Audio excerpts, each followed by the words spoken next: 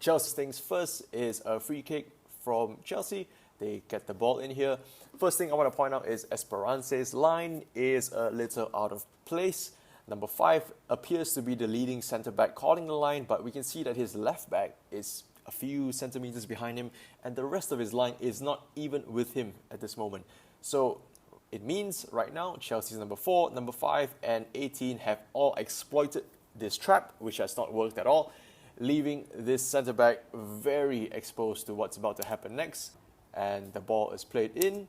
We can see here, number 4, who was part of that line-breaking attack from Chelsea, has gotten himself between 1, 2, and 3 Esperance players. He's already up in the air.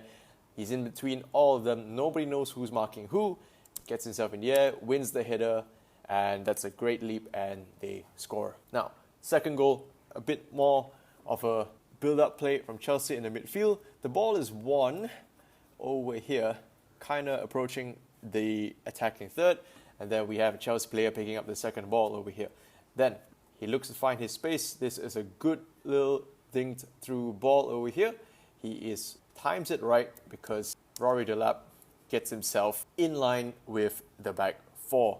But we want to play it back to when it was played, which is here. Again, it looks like, if I'm correct, this was the number 5 again who appeared to be leading the line. He looks to be the one most active because he's actively looking for it, measuring himself against Delap. But, you know, his left centre-back and his left-back are just not in sync with him at all, and this completely rips open the line. If the centre-back called the line correctly with his team, I think Delap would have been offside, but his 2 other teammates have just, completely ruined this trap. When we see the play go in, Delap is already well onside now. You can see the left back is still just not in sync over here. So this is something they have to fix, or it just got exploited by a team of a high quality. Anyway, Delap cushions the ball on his thigh. I again want to talk about directional first touch and him getting himself between the ball and the defender. So not only does he get to the ball first, but by putting himself between the defender and the ball, he has completely taken the defender out of the game. He takes a great directional first touch, which puts himself ahead of the defender, and now he's through on goal. So here, we saw this little shimmy from Suarez yesterday. I think Delap must have taken a bit of a play out of that, so that was really nice to see.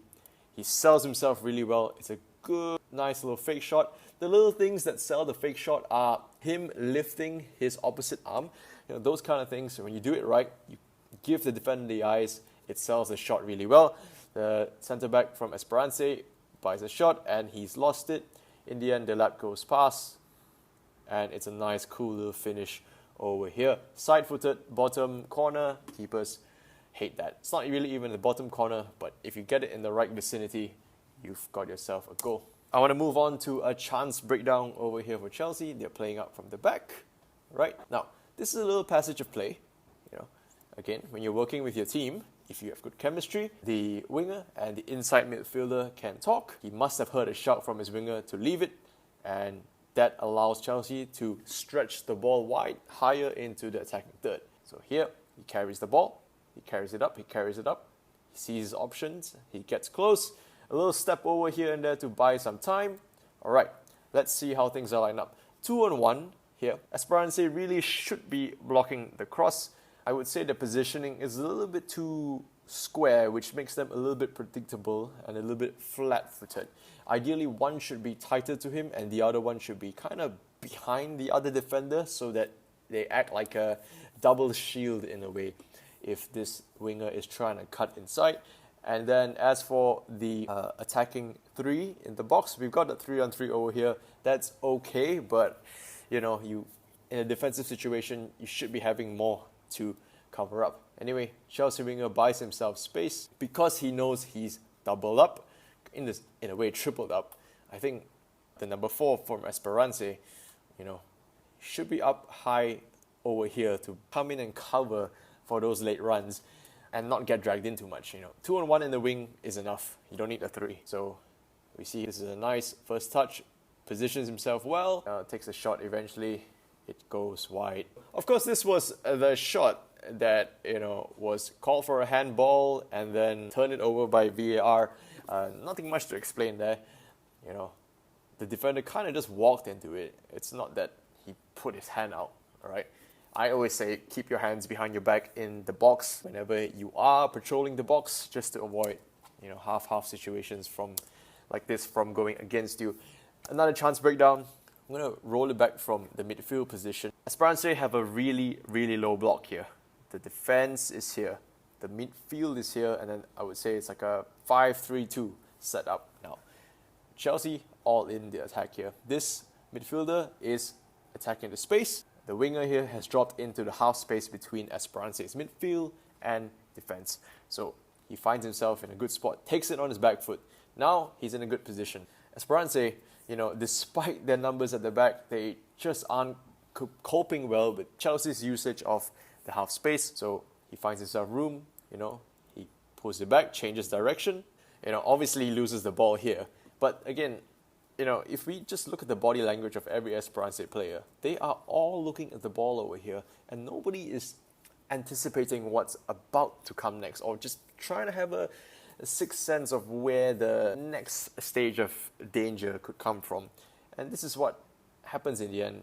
Another free Chelsea midfielder comes up, he just lines it up. He could have shot from here, takes it on his back foot, but then he just passes out wide to the winger, and now he has tons of room, tons of space. Eventually he just takes it on, takes a shot, and Esperance get it away. This is a little bit of play I want to say they do play out really well. Okay, first he wins the first header, so that's good. He plays it high and to the side. The second one goes for it as well. I think that was good. I was a bit critical a couple of minutes ago about their setup, but in this passage of the play, at least, they were very strong going for the first, second, and the third ball. It's a good touch. He gets himself wide, buys himself some time and space, and also puts himself between the ball and the opponent. Let's go into the third goal breakdown. Chelsea are attacking from the left again. In this, very still. I just feel like Esperance get dragged to the ball a bit too much, and that has led to their own downfall. Chelsea winger was attacking here. Nobody is tracking this inside run. This Chelsea midfielder does well. He's here, he takes it on the back foot, and by the time Esperance realize the danger is there, it's already too late. Now, granted, he does score from this position, which is a good goal, but even if he does not decide to shoot and score, number 22 on the right is in an even better position, I feel, to get the through ball and go one-on-one with the goalkeeper over here. So I would say Esperance have always just been one step behind in this game, and that 3-0 scoreline to Chelsea reflected that. So anyway, he takes the shot. It's a good shot. The keeper, maybe could have done better over there. It's down to his bottom right. I feel with the way his hands were set up, it's a little bit far to criticize from here. He could have done better to parry it out, or at least parry it out for a corner, but anyway, gets deflected and goes in. So that wraps up the game. Chelsea are into the round of 16.